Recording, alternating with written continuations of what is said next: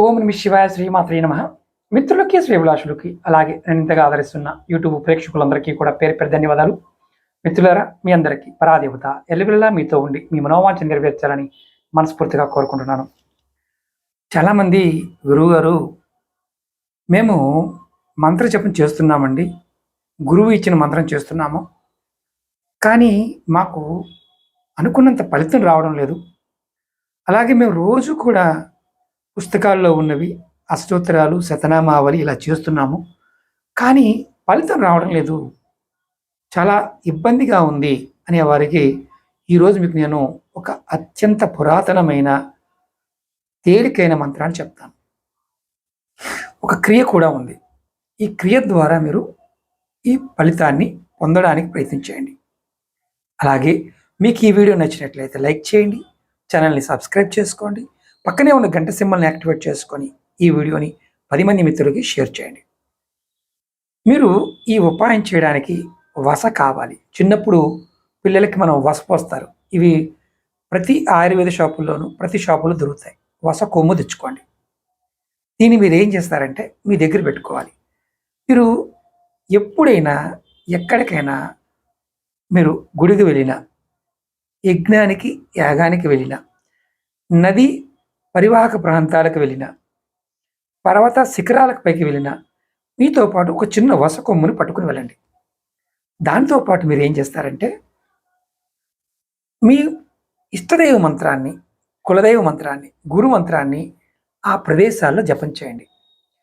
మీరు మంత్రం ఇంకా బాగా పనిచేయాలి, మీరు త్వరగా సిద్ధి పొందాలి అనుకున్నప్పుడు ఏం చేయాలంటే గోశాల దగ్గర కానీ, అంటే ఆవులున్న ప్రదేశంలో ఆవులుండి ఏదైనా మర్రి చెట్టు ఉంటే ఆ మర్రి చెట్టు కింద కానీ, నది ప్రవహించినప్పుడు గట్టు భాగంలో కానీ, అలాగే ఏదైనా సిద్ధి దేవాలయం అంటే పురాతనమైన ప్రతిష్ట లేకుండా సహజంగా ఏర్పడిన దేవాలయాల దగ్గర కానీ, అలాగే పర్వత శిఖరం పైన నదిలో పుట్టిన ప్రదేశాల్లో కానీ, అలాగే యజ్ఞము, యాగము, హోమము చేసే హోమకుండాల దగ్గర కానీ మీరు ఈ వస కొమ్ముని మీ దగ్గర పెట్టుకొని మీ ఇష్టదైవాన్ని స్మరించవచ్చు. అలాగే ఒక మంత్రం ఉంది, శివుడు చెప్పిన మంత్రం, ఇది చాలా వీడియోలో చెప్పాను. ఓం శివయ వసి, ఓం శివయ వసి, ఓం శివయ వసి. ఈ మంత్రాన్ని మీరు గోముఖం అంటే మంత్రం జపం చేసేటప్పుడు మీకు మామూలుగా జపమాల తీసుకుంటారు కదా, గోముఖం అని సంచి దొరుకుతుంది, లేదంటే ఒక టవలైనా మీద వేసుకొని మీరు మంత్ర జపం చేయండి. మీరు ఈ మంత్రాన్ని ఈ వసకొమ్ము దగ్గర పెట్టుకొని చేస్తే విశేషమైన ఫలితం వస్తుంది. ఇంకొక అనుమానం కూడా ఉంటుంది. మీరు ఎవరైనా సరే ఇంటిలో ఉన్న పూజా మందిరంలో చేశారనుకోండి, ఇలా వసకొమ్మ పెట్టుకొని ఒక 100 అంటే మంత్రం 100 సార్లు జపం చేస్తే ఫలితం వస్తుంది. అదే మీరు గోశాలలో మర్రి చెట్టు కింద కూర్చొని చేశారనుకోండి, ఇది 10,000 సార్లు జపం ఫలితం కలుగుతుంది. ఇదే మంత్రాన్ని మీరు నది దగ్గర చేశారనుకోండి, నది గట్టు మీద 1,00,000 సార్లు చేసిన ఫలితం కలుగుతుంది. ఇదే మంత్రాన్ని మీరు పర్వత శిఖరం మీద చేస్తే 1,00,00,000 సార్లు చేసిన ఫలితం కలుగుతుంది. ఇదే మంత్రాన్ని స్వయంగా ఏర్పడిన దేవాలయాలు చేస్తే 10,000 కోట్ల సార్లు ఫలితం కలుగుతుంది. ఇదే మంత్రాన్ని మీరు యజ్ఞశాలలో, సిద్ధి యజ్ఞశాలలో ఎప్పుడు యజ్ఞం నడుస్తున్న యజ్ఞగుండం దగ్గర కనుక చేస్తే అనంత ఐశ్వర్య ఫలితాన్ని ఇస్తుంది. ఇది మీరు ఈ వసకొమ్ము పెట్టుకుని చేయండి. విచిత్రం ఏంటంటే మీరు ఏది కోరినా, ఎటువంటి కోరిక కోరినా, డబ్బు కావాలి, ఇల్లు కావాలి, కారు కావాలి, బంగారం కావాలి, ఏది కోరినొస్తుంది. మీకు ఒక మాట చెప్తాను.